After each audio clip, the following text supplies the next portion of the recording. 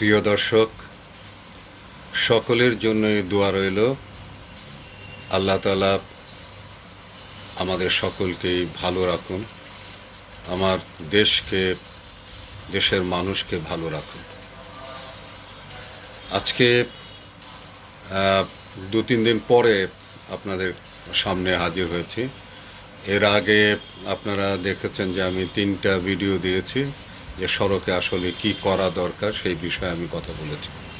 আজকে অন্য একটি বিষয় নিয়ে আপনাদের সঙ্গে কথা বলতে চাচ্ছি। সেটি হলো যে আমি এর আগে দেখেছি যে অনেক বড় লোক যারা আছেন, ব্যবসায়ী যারা আছেন, তারা কিন্তু তখনকার যে প্রাইম মিনিস্টার ছিলেন, তো ওনার একটা নিজস্ব ফান্ড ছিল, প্রধানমন্ত্রী ফান্ড। সেখানে দেখতাম যে ব্যবসায়ীরা, বড় লোকেরা সেখানে তারা টাকা দিতে যেত এবং দিয়ে দিয়ে ছবি তুলতো প্রাইম মিনিস্টারের সঙ্গে। তো আমি আজকে এর জন্য বলছি যে আজকে দেশে এই সংগ্রাম করতে গিয়ে আমাদের অনেক সন্তানরা এবং অনেক মানুষ, সাধারণ মানুষও আহত হয়েছেন। চিকিৎসা তাদের দরকার, রিহ্যাবিলিটেশন তাদের দরকার। অনেক পরিবারের একমাত্র উপার্জনক্ষম মানুষগুলো পৃথিবী থেকে চলে গেছে। তাদেরকে কিন্তু আজকে কিন্তু আমাদের এই যে যাদের অর্থ আছে তাদের প্রতি আমার অনুরোধ রইল যে, এবং এখন ইন্টারিম সরকারও যিনি আছেন তাদেরকেও আমি বলবো যে আপনারাও একটা ফান্ড করতে পারেন, যেখানে দেশের মানুষ সকলেই, 10 টাকা মন্দ কি, সকলেই সেখানে কন্ট্রিবিউশন করলো। সেরকম একটা ফান্ড যদি তৈরি করা যায় তাহলে আমার মনে হয় যে এই যে যে মানুষগুলো আজকে ক্ষতিগ্রস্ত হয়েছে এবং যারা মৃত্যুবরণ করেছে তাদের পরিবার, এবং যারা প্রায় বহু মানুষ কিন্তু আহত হয়েছে, চিকিৎসাধীন আছে, তো তাদের চিকিৎসার জন্য সেখান থেকে এই অর্থ কিন্তু আমরা মানে একটা ফান্ড করলে পরে সেই ফান্ডে যে অর্থটি আসবে সেটি দিয়ে আমরা এই কাজগুলো করা যেতে পারে। পাশাপাশি আরেকটি কথা বলবো যে আপনারা নিশ্চয়ই জানেন যে 2018 সালে যে ছাত্র আন্দোলনটি হয়েছিল নিরাপদ সড়ক চাইয়ের জন্য, সেই সময়ও কিন্তু অনেক সন্তান কিন্তু আহত হয়েছে এবং অনেকেই কিন্তু নামে কিন্তু অনেক মামলা হয়েছে। কিন্তু আমার কাছে অনেকেই এসেছে, কিন্তু আমি তো কিছু করতে পারিনি। এখনও কিন্তু গতকালকেও আমার কাছে তাদের মধ্যে থেকে এসেছে আমার কাছে। তা আমি আশা করব যে 2018 সালে নিরাপদ সড়ক চাই নিয়ে যে সমস্ত সন্তানরা আন্দোলন করেছিল তাদের যে মামলা, সেই মামলাগুলোর ব্যাপারেও কিন্তু বর্তমান সরকারকে আমি অনুরোধ করব যে তাদের মামলার বিষয়টিও তাদের দেখা উচিত। এবং সেগুলো তখন কিন্তু সরকার বলেছিল যে তাদের নামে যে মামলা আছে সেগুলো উঠিয়ে দেওয়া হবে, কিন্তু সেগুলো উঠায় দেওয়া হয়নি। কিন্তু সেই ছাত্ররা কিন্তু এখনও কিন্তু তাদের লেখাপড়ার কিন্তু ক্ষতি হচ্ছে, চাকরির ক্ষতি হচ্ছে। কারণ আপনারা জানেন যে চাকরির ক্ষেত্রে পুলিশ ভেরিফিকেশন হয়, যখনই একটা মামলা থাকে, কি কারণে মামলা, এই সমস্ত রিপোর্ট দিয়ে কিন্তু তাদের কিন্তু জীবনটাকে দুর্বিষহ করে ফেলেছে। তো সেই মামলাগুলো উঠিয়ে নেওয়ার জন্য বর্তমান এই ইন্টারিম সরকারকে আমি অনুরোধ করছি যে 2018 সালে যে মামলাগুলো সেগুলো উঠিয়ে নেওয়া। এবং সেই সময়ও কিন্তু আপনারা দেখেছেন যে অনেকেই কিন্তু আহত হয়েছে, অনেকেই কিন্তু নির্যাতন করা হয়েছে, সেই সময়ও কিন্তু কয়েকজন কিন্তু মারা গেছে। কিন্তু তো সেই বিষয়টিও কিন্তু আমি বলবো যে বর্তমান আন্দোলনে ছাত্রদের সঙ্গে তাদের বিষয়টিও কিন্তু একত্র করে মানে আমাদের ভাবা উচিত। আমাদের আগে এই 2018 সালে এই সন্তানদের বিষয়টি কিন্তু অবশ্যই আমি মনে করি যে সেইটি বিবেচনায় নিয়ে তাদের ব্যাপারেও কিন্তু আমাদের সাহায্য সহযোগিতা করা দরকার, তাদের মামলাগুলো উঠিয়ে নেওয়া দরকার।